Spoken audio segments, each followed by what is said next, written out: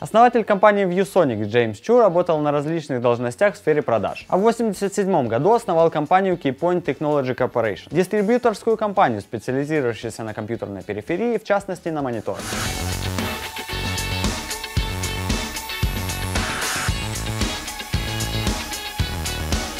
В 90-м году Keypoint Technologies начала выпуск компьютеров под торговой маркой ViewSonic, а спустя некоторое время Чу изменил название всей компании на ViewSonic. Логотип компании должен был ассоциироваться с крутыми продуктами, яркими цветами и высокой четкостью изображения. Также отражать дружелюбие и клиент-ориентированность компании. Так, с легкой руки Джеймса Чу появились три австралийские птички под названием Амадина Гульда и стали широко узнаваемым логотипом компании. Отличительной чертой ViewSonic является то, что они могут выпускать продукты на рынок раньше своих конкурентов. Это благодаря тому, что ViewSonic занимается исключительно мониторами, и это позволяет им концентрировать усилия. Среди производителей дисплеев ViewSonic всегда были лидером в эволюции быстрых миллисекунд. Именно они первыми в мире анонсировали мониторы со скоростью отклика 16, 8 и 2 миллисекунды. А отклик в 1 миллисекунду они показали на выставке CES в 2006. Еще одним примером инновационного подхода является первый в мире монитор и проектор с возможностью прямого подключения iPod, серия ViewDock. ViewSonic всегда стоит во главе трендов мониторного рынка, сделав упор на широкоформатные дисплеи. Кроме того, все более и более широкое использование средств визуализации расширяет интересы компании в сфере многофункциональных дисплеев, такими как, например, мониторы с камерами, микрофонами, динамиками и возможностью подключения любой другой периферии. К настоящему времени компания получила уже более 2000 наград по всему миру. Это было 100 секунд про ViewSonic на сайте Kedr.com. Подписывайтесь, ставьте лайки.